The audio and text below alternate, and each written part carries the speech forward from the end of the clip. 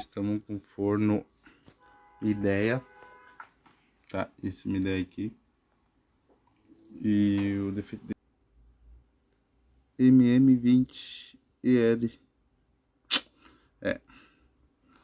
O problema dele é quando ele aquece tudo, só que ele faz um barulho, pessoal, viu? Ó o barulhão.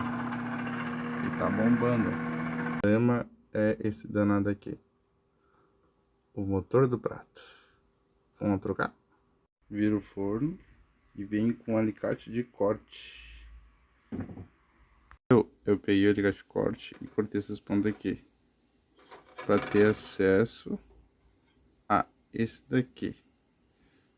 Daí você tem que ter em mão um motor de pratos. No Mercado Livre tem para vender. É uns em torno de 26 a 36 reais o motor.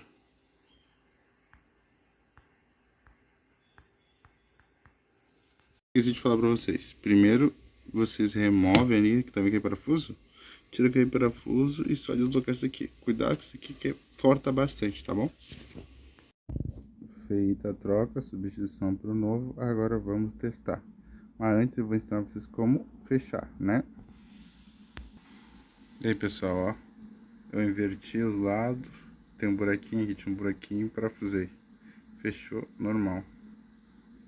Ó, essa parte aqui que era daqui, né, que eu cortei. Onde foi parar? Foi parar aqui embaixo, nesses dois pontos. Certo? Será que vai dar barulho? Ó. Já não faz um barulho tão feio como que tava, já melhorou bastante. Entendeu? Então tá, pessoal, se inscreva no canal, manda joinha. Feito!